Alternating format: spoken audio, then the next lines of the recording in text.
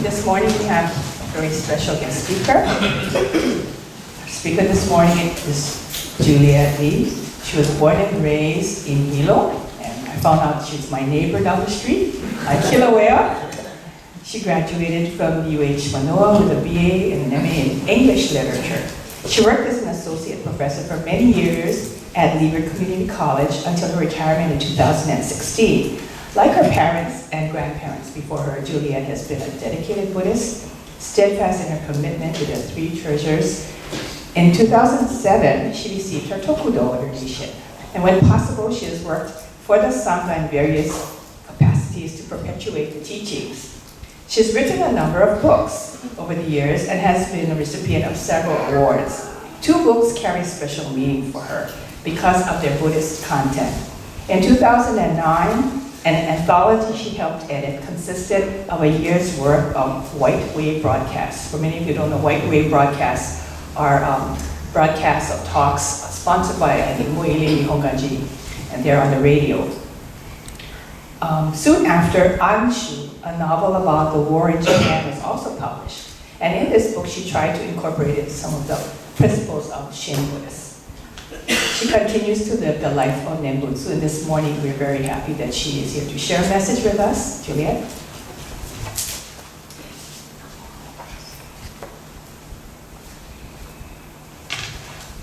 Good morning, everyone.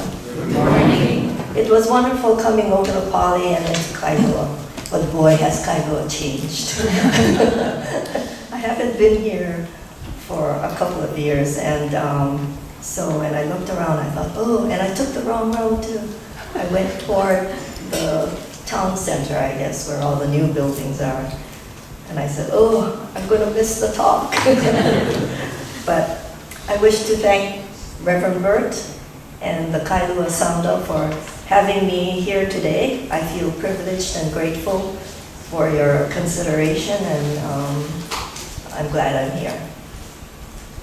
I am sure many of you already know the story about the nun Eshinni, who was Shinran Shonin's wife for at least 50 years of marriage. It is said that she recognized him as a very special person as the years went by and nurtured him in his work. In today's parlance, it would mean that she did everything to give him his space in their marriage, so he could concentrate on his writing, the Sangha, and the preaching of the true Pure Land doctrine. I'm sure she did not ask him to wipe the dishes, or change the children's diapers, or to sweep the floors. She probably did everything in running the household, including directing the servants and raising the children, so Shinran could, as people say in this day and age, do his own thing. So was she a woman without voice in the household and hidden away, scurrying about as we often see women in the olden times on Japanese TV? Before I answer this question, let me briefly go over the couple's lives in their 50 years of marriage. Shinran and Eshinni were married in Echigo after Shinran was banished from Kyoto by competing and more powerful Buddhist sects of the time.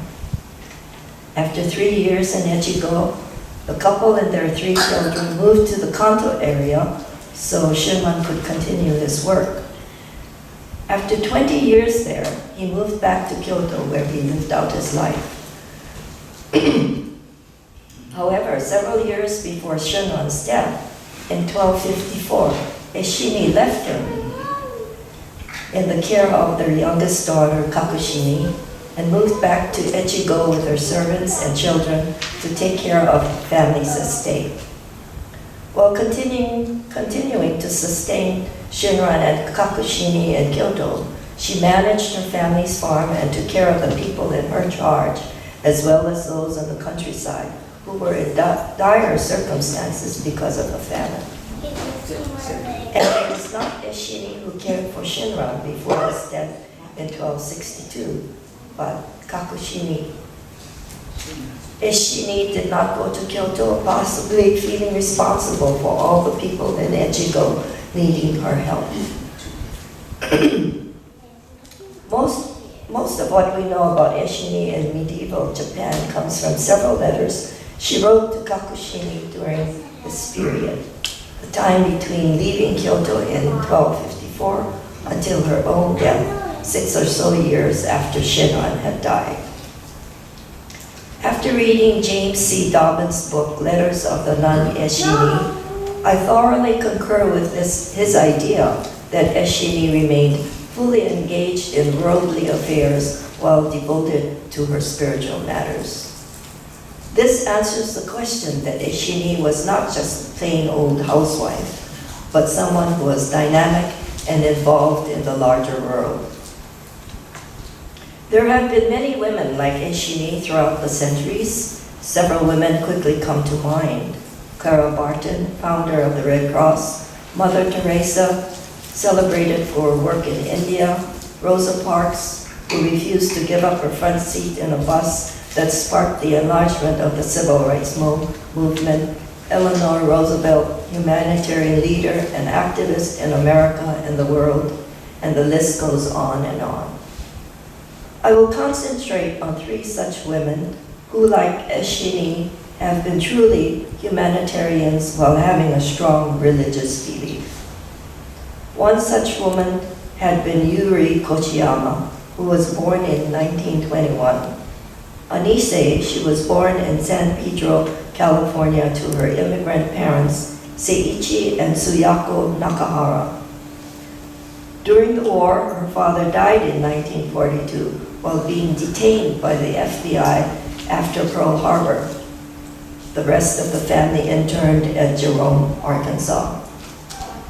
During this time, young as she was, Yuri, a staunch Christian, organized her church girlfriends, the Crusaders, to write letters to Nisei soldiers. She also gained a gradual awareness of social problems and had questioned the racism in herself as well as in America. After the war, she moved to New York City to marry a very handsome man, Bill Kochiyama, a veteran of World War II. Together, they had 6 children. Their activism began by helping others to camp at their home when in need. They were especially active in supporting Japanese and Chinese American soldiers on their way to the Korean front. They also often opened their small housing project apartment to as many as 100 people at a time for social gatherings. As the civil rights movement grew, Yuri and her family, now living in Harlem, worked for quality education for inner city children. They picketed and were arrested when they marched for jobs for Black and Puerto Rican workers. They constantly marched for one cause or another. She was also acquainted with the very radical Malcolm X, who was once invited to the Kochiyama's home to speak to the Japanese hibakusha and journalists on a world peace tour.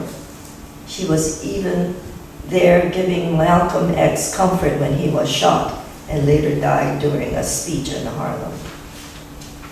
She was never acknowledged in a photo Life magazine had taken of her comforting the slain leader.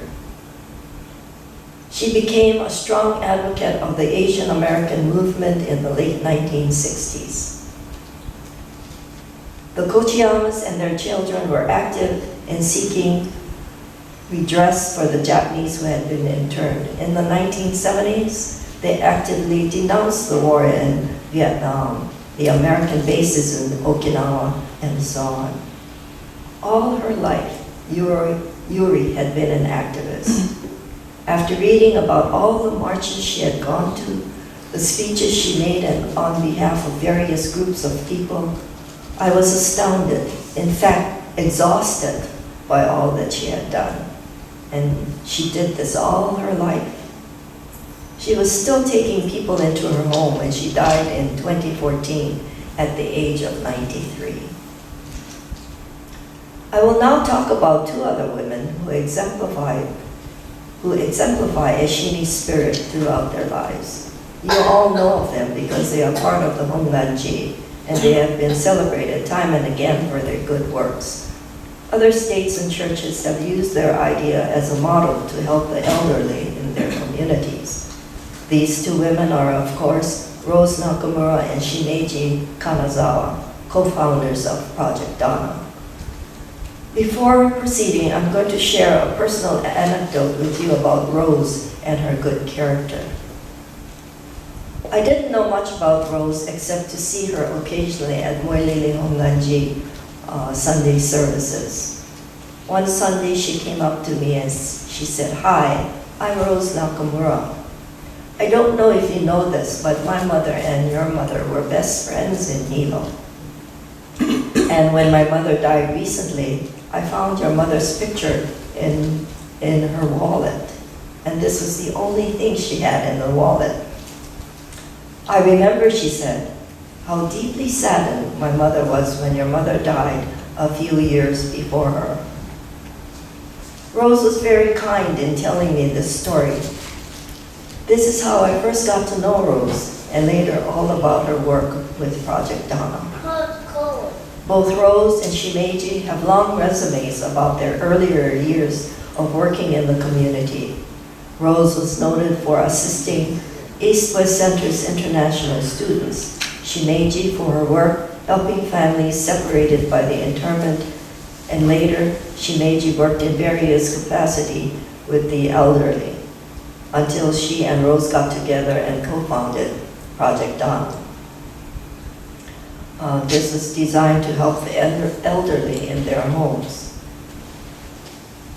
Today we see many women like Eshinni dedicating their lives to help people, very often unheralded. I gave you the examples of Yuri Kochiyama, Rose Nakamura, and Shimeji Kanazawa. There's a huge gap of many, many years between Eshinni's life and those of women today who are like her in their spirit. Let me finally say that we have entered the age of women in the sense that women will help pave the way to make our world a better one. Women, and rightfully so, are speaking out for parity in pay, in hiring, for their advancement in their workplaces, constantly fighting the barriers and biases posed against women in all areas of their lives. Let's face it, women are intelligent, able to work hard, and negotiate well with others. The fact is, women are capable of doing many things well. They are often more ego-free and less prone to anger in working with others. They fill more of our schools and universities, becoming doctors, lawyers, judges, pilots, educators, and so on. They are more nurturing, have staying power, and one could go on and making a case for women in our world. The Eightfold Path is the 8 sequential learning steps for a happier life.